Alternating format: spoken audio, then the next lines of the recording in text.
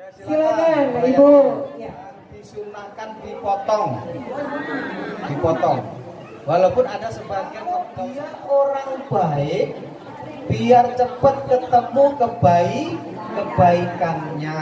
Kalau dia orang yang nggak baik, yang masih hidup, biar cepet-cepet hilang dari keburu. Kita ini orang baik apa orang baik? Kita orang baik apa nggak menyebutkan? Padahal dia gerandong Arab. Walaupun hafal di dunia, tapi kalau amalannya buruk, yang nggak bisa jawab. Bagaimana kalau nggak ada yang ngangkat? Wong manusia itu kalau lapar, kalau seandainya nggak makan itu mati, ada daging babi juga, Bu. Saudari, wa yasirli amri wahlul 'uqdatam min lisani yafqahul qawli. Kepada yang terhormat Bapak Camat Martapura Oku Timur, yaitu Bapak Halius Esos MM. Yang saya hormati penyuluh agama dari Kementerian Agama Kabupaten Oku Timur, dalam hal ini bersama Bapak Ustadz Susilo Utomo SIV. Yang saya hormati selaku Ketua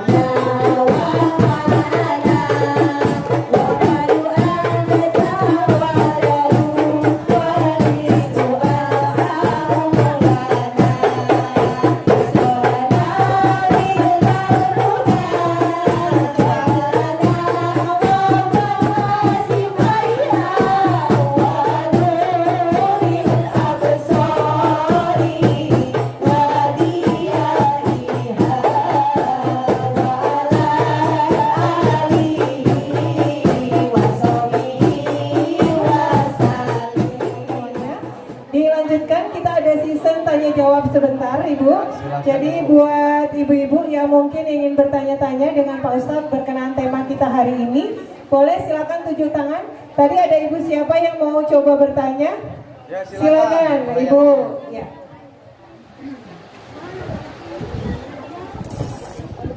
Izin bertanya Pak Ustadz, seandainya mayit memakai kuku panjang, Ya. itu bagaimana? Kalau kukunya panjang disunahkan dipotong. Walaupun ada sebagian ngomong nggak usah dipotong, tapi dipotong. Sebelum dimandikan, Pak? Iya, dipotong. Sebelum dimandikan ya? Ya. Jadi dipotong, terus nanti dibersihkan sama apa ya? Ya, kan cotton bud biar bersih di kukunya itu. Baik. Ya. Terima kasih Pak Ustadz. Kita coba pertanyaan lagi. Ibu-ibu ada yang mau bertanya? Tunjuk tangan. Mumpung ada waktu. Tadi ada ibu yang coba bertanya Pak Ustadz. Ya. Mungkin Bu Suliem yang akan menyampaikan. Silakan Bu. Ini ada yang mau bertanya Pak Ustadz ya, saya mewakili dari jamaah. Katanya misalkan hari ini meninggalnya, terus kita inapkan dulu besok karena masih menunggu keluarga yang jauh belum hadir, mungkin anaknya mau ketemu dulu. Boleh tidak Pak Ustadz? Waktu hidup kan sulit suruh ketemu pulang. Sudah mati bingung ditinggal. Ini terjadi di masyarakat. Itu harus kompak Pak Mudin dan Pak RT-nya. Maksudnya kompak bagaimana? Nggak usah ditunggu. Kalau memang mau ditunggu ya biar diurusi sendiri. Kalau kompak gitu enak. Ini kadang kan nggak kompak kita ini. Perlu kompak. Kenapa? Disunahkan ibu bila sudah meninggal, keluarga kita cepet-cepet disemayamkan, cepet-cepet dikubur maksudnya. Kenapa? Kalau dia orang baik, biar cepet ketemu kebaikannya. Kalau dia orang yang nggak baik, yang masih hidup, biar cepet-cepet hilang dari keburukannya. Ingat ibu apa? Kalau dia orang baik yang meninggal ini, biar dia cepet menemui kebaikannya. Kalau dia orang buruk, kita yang hidup, biar cepet-cepet hilang dari keburukannya. Misal mau berangkat, setelah dimandikan, setelah disolatkan, nanti Pak Mudin ngomong sebelum berangkat ke makam, bersaksi kita ini orang baik apa orang baik, kita orang baik apa nggak menyebutkan? Padahal dia gerandong misal, bagaimana? Masih ngomong baik? Ya tetap baik, tapi di dalam hati baik, kami cepet kehilangan keburukannya. Baik untuk kita cepet kehilangan keburukan. Jangan bilang nggak baik, jangan. Keluarganya kecewa. Tetap gitu Bu. Jadi tetap bilang baik. Jadi cepet dikuburkan ya Bu. Kalau di daerah-daerah tertentu Ibu, ya kalau malam meninggal jam 10 itu masih teruskan. Kompak. Kenapa? Kalau dia mau pagi nanti sudah lain ceritanya. Tapi kalau sudah jam 1, jam 2 malam, biasanya nunggu sampai pagi. Tapi kan di masyarakat sering tuh jam 5 begini, jam 4 begini meninggal, masih ditunggu besok lagi. Kasihan mayitnya, dia kulu kilir Bu, belum punya ruang. Dunia nggak lagi ada dia di dunia, akhirat alam barzah belum ada, dia kulu kilir bingung dia masih di sekitar kita Ibu, nyawanya masih di sekitar kita. Kapan ngantarnya ke langit nyawa itu? Dalam kitab Ar-Ruh disebutkan saat akan dikubur. Jadi saat dimandikan, saat dikafani, jenengan melihat, jenengan menyaksikan, begitu mau dikubur, diantar ke kuburan, dia masih ngikutin, masih itu aku. Begitu mau dikuburkanlah baru malaikat mengantarkan ke hadapan Allah. di pintu langit pertama disebutkan malaikat menyapanya. Ini siapa? Si fulan. Oh, ini orang baik, lolos. Kemudian langit yang kedua ketika sampai kepada Allah. Nah, begitu selesai penguburan 7 langkah, baru malaikat datang. Malaikat siapa, Ibu? Malaikat yang menanya man rabbuka, man nabiyuka, dan lain sebagainya. Itu pun gak usah dihafal. Sekarang hafalan itu bukan ujian nanti itu, Bu. Secara otomatis kalau jenengan orang baik nanti bisa jawab, gak usah latihan bahasa Arab. Walaupun hafal di dunia, tapi kalau amalannya buruk yang nggak bisa jawab. Seperti itu. Baru diantar ke sana, baru dikembalikan lagi saat malaikat yang mau bertanya dimasuk ke dalam kubur, dibangkitkan kembali, duduk begini Bu, dalam duduk begini nanti. Jenengan itu bisa duduk di kuburan, itu bisa duduk nanti, entah bagaimana. Tetapi secara logikanya kan nggak cukup tuh. Tapi Allah jangan pakai logika. Jenengan didudukkan seperti ini, kemudian malaikat datang menanya jenengan. Kalau amalannya buruk, jenengan udah takut sendiri. Takut setakut-takutnya. Nah itu Bu. Makanya persiapannya apa, amal yang baik. Baik, terima kasih Pak Ustadz. Ya boleh. Ada yang mau bertanya lagi, Bu? Cukup? Oh ya, satu lagi pertanyaan. Ini Pak Ustadz yang sering saya temui, saya pernah memandikan jenazah itu orangnya gemuk, sehingga kalau yang ngangkat ini ibu-ibunya itu nggak kuat. Ya, jadi kami minta tolong sama yang laki-laki walaupun bukan keluarganya, karena kebetulan di situ laki-lakinya waktu itu sedikit, ya. Katanya nanti batal. Kata saya yang batal itu sampean. Nanti sampean setelah mengangkat ini ya wudhu lagi kalau mau menyolatkan. Apakah begitu Pak Memang? Jadi begini Bu. Ya. Sebenarnya mewudukan itu juga kesunahan. Intinya memandikan. Berarti kalau memandikan kemudian nggak mewudukan, boleh nggak? Boleh. Nggak usah dipikir batal dan tidak batal. Tetapi untuk kesempurnaan kita disunahkan untuk diwudui. Nah, bagaimana kalau nggak ada yang ngangkat? Wong manusia itu kalau lapar, kalau seandainya nggak makan itu mati, ada daging babi juga, boleh dimakan. Kenapa? Kaidahnya ad-daruratu tubihul mahdurat. Yang namanya darurat itu membolehkan sesuatu yang awalnya tidak boleh. Makanya kalau emang nggak ada laki-laki lain yang nggak bisa angkat itu kecuali laki-laki yang kuat, dan yang kuat ini bukan keluarganya, boleh. Tapi dibungkus ya Bu ya. Kebetulan nyenggol ya rapopo. Daripada di situ terus nggak ada yang angkat, tetapi diprioritaskan keluarganya yang dekat. Siapa? Anaknya. Siapa? Mantunya. Siapa? Pamannya. Siapa? Kakeknya. Siapa? Bapaknya. Itu yang paling dekat. Ketika itu tidak ada, maka siapapun itu sudah sampai pada ruangan darurat. Baik, terima kasih banyak kepada Pak Ustadz. Kalau mantunya yang ngangkat gak batal, jangankan mantunya itu ngangkat, mantunya mandikan juga boleh. Asalkan jangan di tempat-tempat yang rawan. Misal di kakinya, di kepalanya, gak apa-apa mantunya. Karena mantu itu selamanya jadi mahram.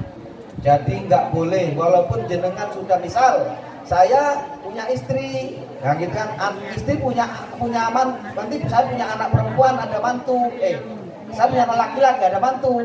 Nah saya kemudian si anak saya udah cerai sama si istrinya tadi. Istri itu, perempuan itu masih jadi mantu saya selamanya, tetap dia mantu, nggak boleh saya nikah selama-lamanya. Jadi nggak batal. Yang lain Ibu? Cukup Ibu, ada lagi pertanyaan?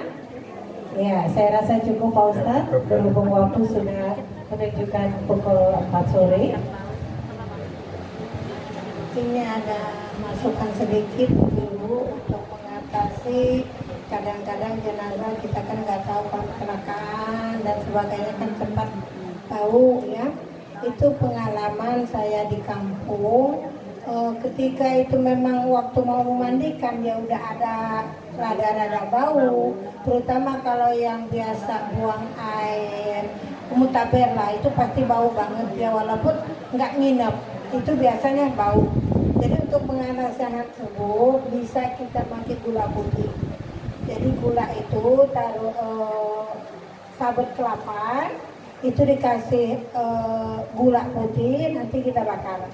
Cuman rada-rada jauh sedikit supaya kita nggak kena asapnya. Itu ya insya Allah kita mandikan nyaman. Apa Bu tadi? Ulangi.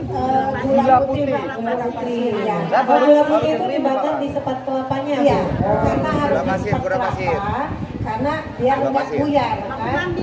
Iya. waktu Nah, mandi, ketika kita mau mandikan, kita siapkan sepat kelapa, nanti kita bakar. Dia taruh gulanya di atas sepat kelapa. Oh, ditaruh di bawah, Kita kita iya, lah, biar iya. keluar Kayak asap. arang Pak, kayak arang kita kan taruh, kita bakar ya kan, bakar di sepat kelapanya, kulit kelapa yang tebal. Nah nanti kita bakar, terus kita kasih gula putih. Jangan sekaligus, nanti kan dikit. Jadi uapnya itu Aroma dari gula itu ya, Bu, ya. Jadi insya Allah Jadi kita mudah-mudahan menghirup anunya, apa namanya, asapnya. Ya, insya Allah kita nyaman. Kadang-kadang kalau memang ada bau-bau, walaupun itu kita nggak ada niat, cuman kadang-kadang ada perasaan. Ya. Jadi nimbulkan kita kan gimana? Nggak nyaman, gitu, nggak nyaman. Ya, nggak nyaman. Akhirnya kita kan ada rasa dosa, Ya. padahal kita kan ikhlas. Nah, jadi dengan adanya itu ya insya Allah, karena itu pengalaman saya di kampung Pak, seperti itu. Ya mungkin ada manfaatnya buat kita yang sering mandikan jenazah, ya insya Allah. Ya demikian mungkin bermanfaat. Terima kasih banyak Ibu. Sedikit tambahan Ibu, bila menemukan mayat sudah kaku, siapa yang punya pengalaman? Coba Ibu, yang kaku bagaimana melemeskannya? Nggak bisa diginiin balik lagi gitu. Coba. Kalau yang sudah kaku benar saya kurang jelas Pak ya. Tapi biasanya kadang-kadang orang itu baru meninggal. Ini mandikan kadang-kadang kan kalau meninggalnya malam besok baru, Ya, baru kita dimandikan. mandikan. Kalau di kampung saya itu pakai besi, apa pisau buruk atau mungkin gunting, taruh di bawah kasurnya. Oh. Insya Allah dia nggak kaku. Karena kalau kaku kita mau mandikan juga susah. Ya. Nah ada juga yang ngasih kopi, ngasih teh. Itu sebenarnya bukan untuk melemaskan, untuk menghilangkan bau. Tapi kadang-kadang yang ngasih nggak sadar, kopi dibuka. Sebenarnya cukup di pinggiran, jangan di muka. Kan ada kaset teh kadang-kadang di muka. Kasihan kan orang mau ngeliatnya seakan-akan jenazah tersebut kotor. Ya mungkin itu Pak. Bagus tuh. Tema kita hari ini sebelum ditutup. Terima kasih Bu. Hari ini kita mengadakan pengajian yang cukup dahsyat. Kenapa dahsyat? Banyak ilmu yang kita dapatkan. Ternyata banyak ibu-ibu yang punya talenta tersembunyi. Baru ketahuan hari ini Bu Suliem sudah mulai banyak jam terbangnya untuk ngurusi jenazah. Alhamdulillah hadir hari ini mengajari kita semua. Jadi bukan Susilo harga mati loh Bu ya. Siapa saja, insya Allah ibu-ibu punya pengalaman silakan di sini, welcome. 100% welcome. Saya punya pengalaman, besok saya yang ceramah, nggak apa-apa, saya pendengar yang baik. Iya, bener itu. Jadi begitu. Dan sedikit Ibu, sebentar lagi kita masuk bulan